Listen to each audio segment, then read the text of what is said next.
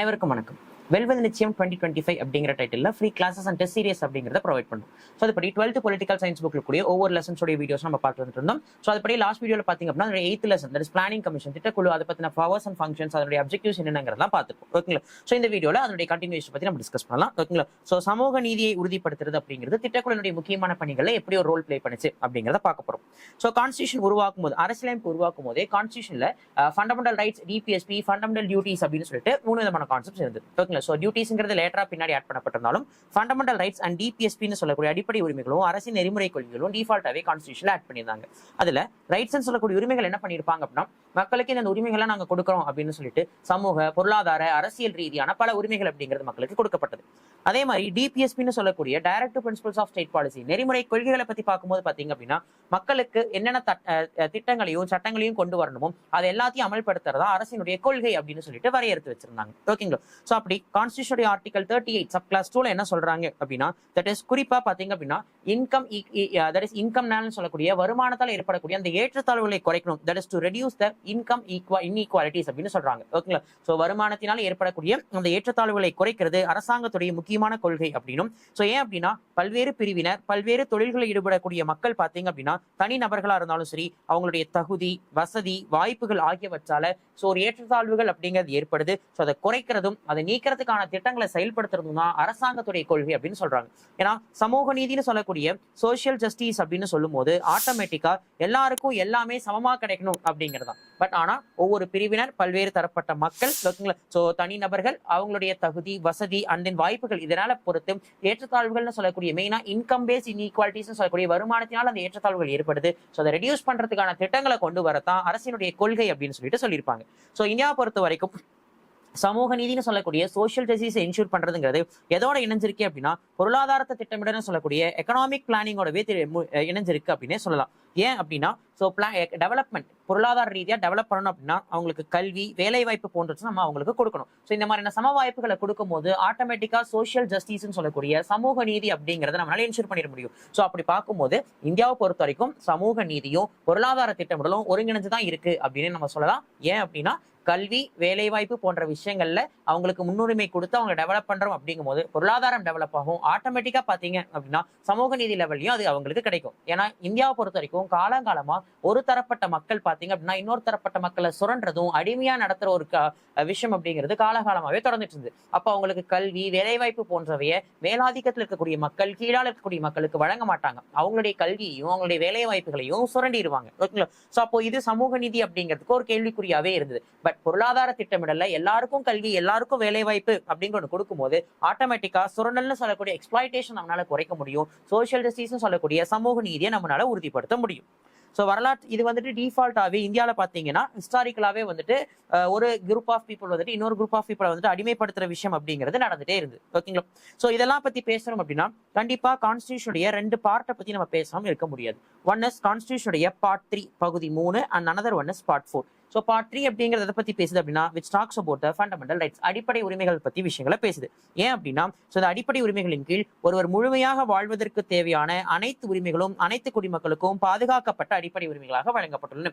So எல்லா குடிமக்களுக்கும் தேவையான உரிமைகள் பாதுகாப்பாகவும், ஓகேங்களா, ஸோ அவங்களுக்கு தேவையான எல்லா உரிமைகளுமே கொடுக்கப்பட்டுள்ளது அப்படிங்கிறதா பார்ட் 3 சொல்லுது.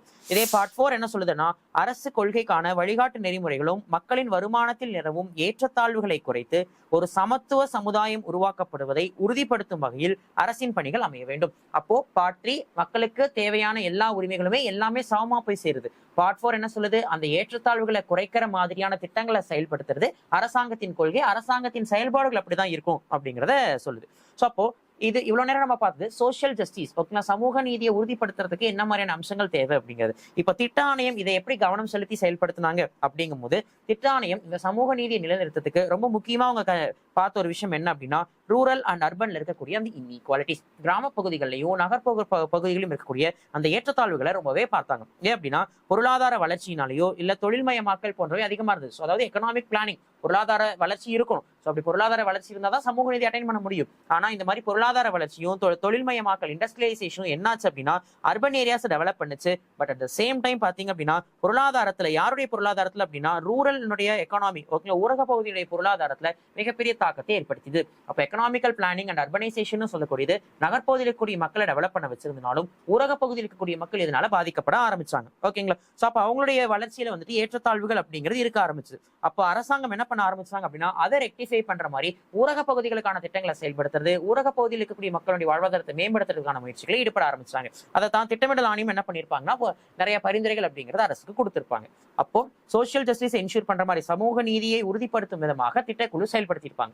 ஸோ கான்ஸ்டிடியூஷனுடைய பார்ட் 3, பார்ட் 4 எல்லாமே நமக்கு அந்த சோசியல் ஜஸ்டிஸ் பத்தி எல்லாமே மென்ஷன் பண்ணப்பட்டிருந்தாலும் பிளானிங் கமிஷன் ரூரல் அர்பன் இடையில இருக்கக்கூடிய அந்த இன்இக்வாலிட்டிஸ் எராடிகேட் பண்றது மூலமா அட்டைன் பண்ண முடியும்னு சொன்னாங்க.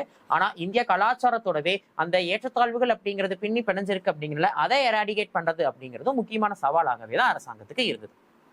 ஓகே, ஸோ அடுத்து நம்ம பார்க்கக்கூடிய ஹெட்டிங் என்ன அப்படின்னா மக்களாட்சி சமதர்மம் அப்படின்னு சொல்லக்கூடிய டெமோக்ராட்டிக் சோசியலிசம். ஸோ இந்தியா சுதந்திரம் அடைஞ்சதுக்கு பிறகு இந்தியாவுடைய வளர்ச்சிக்கு தேவையான திட்டங்களை தீட்டுவதற்கும் பொருளாதார ரீதியா இந்தியாவை மேம்பாடு அடைய வைக்கிறதுக்கும் நிறைய முயற்சிகள் அப்படிங்கிறது மேற்கொள்ளப்பட்டது. ஸோ அப்படி இந்திய வளர்ச்சிக்கான திட்டமிடலினுடைய சிற்பி அப்படின்னு சொல்லிட்டு நம்ம யாரை சொல்லலாம் அப்படின்னா ஜவஹர்லால் நேரு சொல்லலாம். சுதந்திரத்துக்கு பிறகு இந்தியாவை வளர்ச்சி பாதைக்கு கொண்டு போறதுல திட்டமிடல்களை பண்ணதுல சிற்பி அப்படின்னு நம்ம யாரை சொல்லலாம் அப்படின்னா first prime minister Jawaharlal Nehru சொல்லலாம். ஏன்னா அவரை பொறுத்த வரைக்கும் பாத்தீங்க அப்படின்னா சோவியத் யூனியன் அப்படின்னு சொல்லக்கூடிய ரஷ்யாவினுடைய கான்செப்ட்ஸ் உள்ளுக்குள்ளார கொண்டு வந்திருப்பார். ஸோ அப்படி சோவியத் யூனியன் பின்பற்றிய திட்டமிடல் முறை மட்டும் இல்லாம ஓகேங்களா முதலாளித்துவம்னு சொல்லக்கூடிய கேபிட்டலிசம், தாராளவாதம்னு சொல்லக்கூடிய லிபரலிசம், லிபர்ட்டின்னு சொல்லக்கூடிய இது எல்லா விஷயங்களுமே இந்தியாவுடைய எக்கனாமிக்குள்ளார கொண்டு வந்திருந்தார். அப்போ ஜவஹர்லால் நேரு தான் இந்தியாவில் திட்டமிடலினுடைய சிற்பி அப்படின்னு நம்ம சொல்லலாம். ஏன் அப்படின்னா சோவியத் யூனியனை பின்பற்றி ஓகேங்களா ஸோ அது பிளானிங் கான்செப்ட்ஸ் இன்ட்ரடியூஸ் பண்ணியிருந்தாலும் சரி, ஏன்னா வேர்ல்டு லெவல்லே பிளானிங் கான்செப்ட்ஸ் ஃபர்ஸ்ட் இன்ட்ரடியூஸ் பண்ண கண்ட்ரி யாருன்னா சோவியத் ரஷ்யா. ஸோ அதை அப்படியே இன்ட்ரடியூஸ் பண்ணா மட்டும் இல்லாம ஓகேங்களா கேபிட்டலிசம்னு சொல்லக்கூடிய முதலாளித்துவம் அண்ட் லிபர்ட்டின்னு சொல்லக்கூடிய தாராளமயம் போன்றவை எல்லாத்தையுமே உள்ளுக்குள்ளார கொண்டு வந்திருப்பாரு. ஸோ இதுதான் என்னாச்சு அப்படின்னா இந்தியாவில் வந்துட்டு டெமோக்ராட்டிக் சோசியலிசம் டெவலப் ஆகிறதுக்கு முக்கியமான காரணமாக அமைஞ்சது அப்படின்னே சொல்லலாம். Next one is mixed economy அப்படின்னு சொல்லக்கூடிய கலப்பு பொருளாதாரம். ஸோ இந்தியாவினுடைய இந்த கலப்பு பொருளாதாரம் அப்படிங்கிற கான்செப்டை பாத்தீங்க அப்படின்னா வேர்ல்ட்ல இருக்கக்கூடிய பல நாடுகள் என்ன பண்ணிருப்பாங்க அப்படின்னா இன்ஸ்பிரேஷனா எடுத்து ஃபாலோ பண்ண ஆரம்பிச்சிருப்பாங்க. ஸோ அப்ப இந்த கலப்பு பொருளாதாரம் அப்படிங்கிறது எதை மீன் பண்ணுது அப்படின்னா தனியார் நிறுவனங்களை ஊக்குவிக்கும் தாராளவாத கொள்கைகளை சமூகத்தை பாதுகாக்கும் வகையில் பொதுத்துறை நிறுவனங்களை ஊக்கப்படுத்துவது ஆகியவற்றை உள்ளடக்கியதே கலப்பு பொருளாதார கொள்கையாகும். அப்போ பிரைவேட் கம்பெனிஸ் சொல்லக்கூடிய தனியார் நிறுவனங்களை ஊக்குவிக்கிறது மூலியமா லிபர்ட்டின்னு சொல்லக்கூடிய தாராளவாத கொள்கை அப்படிங்கறத நம்ம கொண்டு வரோம். அந்த சமூகத்தை பாதுகாக்கும் வகையில் சோசியல் செக்யூரிட்டி அப்படிங்கிறது முறையில பப்ளிக் செக்டார் யூனிட்ஸ் பொதுத்துறை நிறுவனங்களையும் நம்ம ஊக்குவிக்கிறோம். ஸோ அப்போ பப்ளிக் அண்ட் பிரைவேட் ரெண்டு பேருக்குமே ஆப்பர்ச்சுனிட்டிஸ் இருக்கு அப்படிங்கிறனால தான் அதை நம்ம என்னன்னு சொல்றோம் மிக்ஸ்ட் எக்கானமி அப்படின்னு சொல்லக்கூடிய தாராளமய பொருளாதாரம் அல்லது கலப்பு பொருளாதாரம் அப்படிங்கிற டேர்ம்ல நம்ம சொல்றோம். ஓகேங்களா? ஸோ இதன் மூலம் பாத்தீங்க அப்படின்னா உற்பத்தி அமைப்புகள் சமூகமயமாக்கப்படுவதுடன் பொருளாதாரத்தை கட்டுப்படுத்துவதற்கான அதிகாரங்களும் அரசுக்கு வழங்கப்படுகிறது. ஸோ அப்போ இது மூலியமா இந்த மாதிரியான மிக்ஸ்ட் எக்கானமி அப்படிங்கிற கான்செப்டை கொண்டு வரும்போது பொருளாதாரம் அப்படிங்கிறது கட்டுப்படுத்துறது செய்யப்படுது. அண்ட் அது மட்டும் இல்லாம மூல அதிகாரம் யாருக்கு வருது? அரசாங்கத்துக்கு வருது. ஸோ 1956 1956 ஏப்ரல் மாதத்துல பாத்தீங்க அப்படின்னா ஃபர்ஸ்ட் இண்டஸ்ட்ரியல் பாலிசி அப்படின்னு சொல்லக்கூடிய முதல் தொழிற்கொள்கை அப்படிங்கிறது வரையறுக்கப்பட்டது. 1956 ஏப்ரல் மாசம் ஃபர்ஸ்ட் இண்டஸ்ட்ரியல் பாலிசி முதல் தொழில் கொள்கை வரையறுக்கப்பட்டது. அந்த முதல் தொழில் கொள்கையின் படி பாத்தீங்க அப்படின்னா இந்த முதல் தொழில் கொள்கை தான் இந்தியாவினுடைய பிற்காலத்துல அந்த எக்கானமி ரீதியான விஷயங்களை டெவலப் பண்றதுக்கும் பல இண்டஸ்ட்ரியல் ரெவல்யூஷன்ஸை ஏற்படுத்துறதுக்கும் முக்கியமான காரணமா அமைஞ்சது அப்படின்னே நம்ம சொல்லலாம். ஓகேங்களா? ஸோ இந்த தீர்மானத்தின் அடிப்படையில் தான் ஈவன் பல 5 இயர் பிளான்ஸ் பல 5 ஆண்டு திட்டங்களும் என்ன பண்ணப்பட்டுச்சு அப்படின்னா இந்தியாவில் செயல்படுத்தப்பட்டது. ஓகேங்களா? ஸோ அப்படி இந்த ஃபர்ஸ்ட் இண்டஸ்ட்ரியல் ரெசல்யூஷன் படி பாத்தீங்கன்னா 3 பிரிவுகளா இண்டஸ்ட்ரீஸ் அப்படிங்கறத பிரிக்கிறாங்க. ஃபர்ஸ்ட் ஒன் என்ன அப்படின்னா முழுக்க பாத்தீங்க அப்படின்னா அரசுடைமை ஆக்கப்பட்ட தொழில்கள் பப்ளிக் செக்டார் இண்டஸ்ட்ரீஸ். அதுக்கு அடுத்தது அரசுடைமை ஆக்கப்பட்ட போதிலும் பொதுத்துறை நிறுவனங்களையும் உள்ளடக்குது பப்ளிக் செக்டார் இண்டஸ்ட்ரீஸ். பட் ஆனா பப்ளிக் செக்டார் அரசினுடைய கட்டுப்பாடு ஆனா முழுக்க பொதுத்துறை நிறுவனங்களையும் உள்ளடக்கி இருக்குது. தேர்ட் ஒன் பாத்தீங்க அப்படின்னா தனியார். ஓகேங்களா? முழுக்க பிரைவேட் மட்டும்தான். அப்ப ஃபர்ஸ்ட் கேட்டகரி முழுக்க பப்ளிக் செக்டார் மட்டும்தான். செகண்ட் பப்ளிக் செக்டாரோட சேர்ந்து பொதுத்துறை நிறுவனங்கள் உள்ள வருவாங்க. தேர்ட் ஒன் பிரைவேட் செக்டார் இருப்பாங்க. ஸோ அப்படி 1956 உருவாக்கப்பட்ட அந்த இண்டஸ்ட்ரியல் ரெசல்யூஷன் தான் பாத்தீங்கன்னா இந்தியாவுடைய பொருளாதாரத்தை கட்டமைக்கிறதுல முக்கிய பங்கு வகிச்சது. ஈவன் 5 இயர் பிளான்ஸ் பல 5 ஆண்டு திட்டங்கள் செயல்படுத்துறதுக்கும் முக்கிய காரணமாக அமைஞ்சது. ஸோ அப்படி ஒட்டுமொத்தமா இருக்கக்கூடிய இந்த இண்டஸ்ட்ரியல் ரெசல்யூஷனை மொத்தம் நம்ம 3 பிரிச்சோம். பப்ளிக் செக்டார் ஃபர்ஸ்ட், பப்ளிக் செக்டாரோட பொதுத்துறை நிறுவனங்கள் உள்ள வருவாங்க, அடுத்தது பிரைவேட் செக்டார் அடுத்த கட்டத்துல இருந்தாங்க. ஓகேங்களா? சோ இப்படி கொஞ்சமா கலப்பு பொருளாதாரம் அப்படிங்கிறது டெவலப் ஆக ஸ்டார்ட் ஆக ஆரம்பிச்சது. ஓகேங்களா? இந்த கலப்பு பொருளாதாரத்தை பேஸ் பண்ணி தான் பல 5 ஆண்டு திட்டமிடல்கள் அப்படிங்கிறது உருவாக்கப்பட்டது. அந்த 5 ஆண்டு திட்டங்கள் 5 இயர் பிளானிங்கை பொறுத்த வரைக்கும் பொருளாதார வளர்ச்சியும் நம்மளால அட்டைன் பண்ண முடிஞ்சது. அட் த சேம் டைம் சமூக நீதினு சொல்லக்கூடிய சோசியல் ஜஸ்டிஸையும் நம்மளால அட்டைன் பண்ண முடிஞ்சது. அப்போ மிக்ஸ் எக்கானமி இருக்கிறனால தான் இந்தியாவில வந்துட்டு 5 இயர் பிளானிங்கை எளிமையா ரொம்ப செயல்படுத்த முடிஞ்சுது.